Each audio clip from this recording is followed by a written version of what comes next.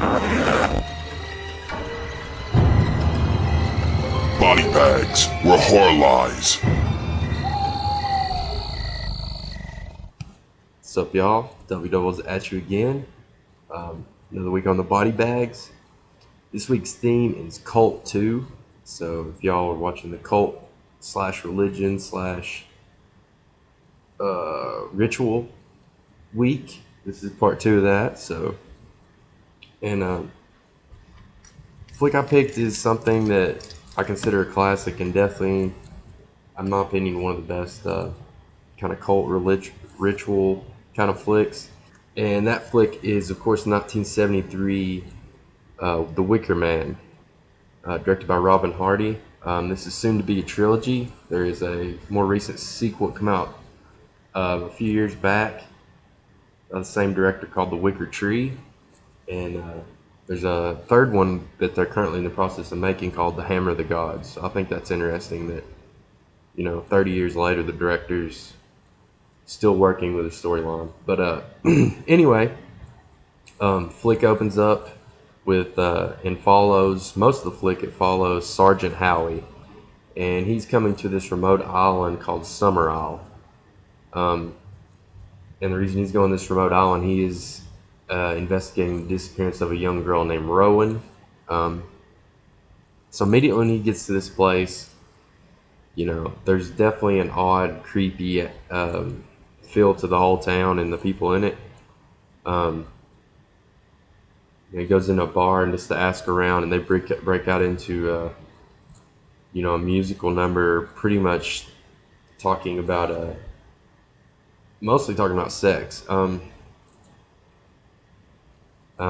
that kind of thing. And then as he's leaving the bar, he goes out and there is a good 10 to 20 couples just having sex in the streets.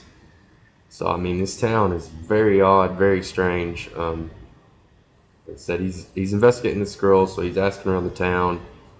He meets with her school teacher, who lets him know that they don't use the word dead. She's not dead. She's not missing.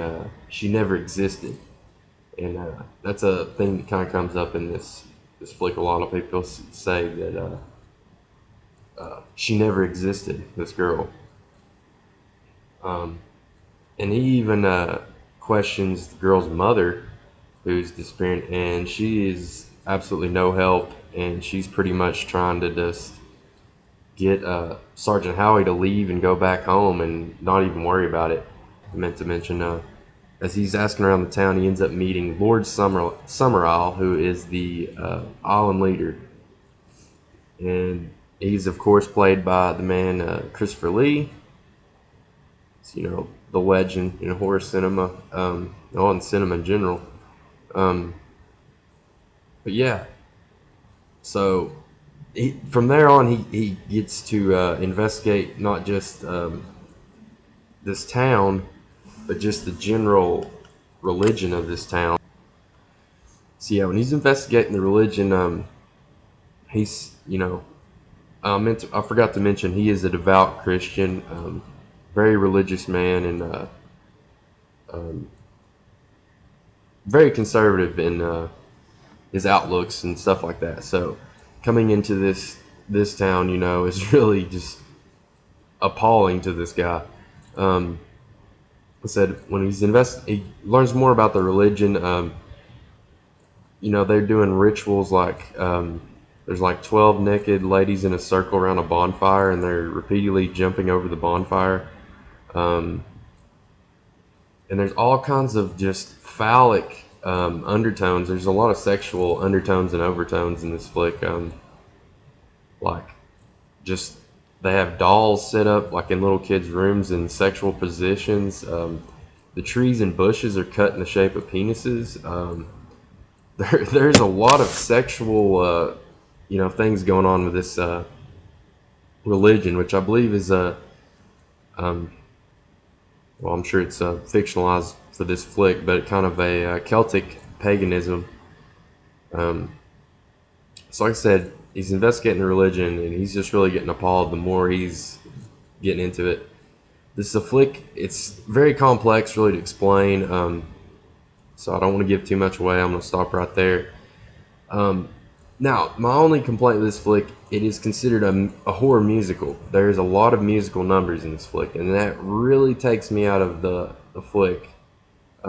Because other than that, I think this is pretty much a perfect horror flick. It's phenomenal, but the musical numbers just, I'm not feeling them. Even though I will say, in their defense, the musical numbers do fit the film.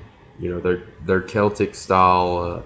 Musical and Celtic folk, that kind of thing. So I mean, it fits the setting and the whole feel of the movie, but I just don't care for random townspeople to break out in a musical number. It's just like what? But so that being said, I'd give this a movie an 8 out of 10. I, you know, I just have to take it down. Just the musical numbers really take me out of that. I would really rate this almost a perfect score if it wasn't for that. But just a landmark film still, though. The Wicker Man, of course, and got to stick around for the ending, guys. It's a slow burn movie, so give it a chance. But it's I think it's worth your time. There will be. So Cult Horror Week Part 2. Thanks for watching, y'all, and keep tuned to Body Bags.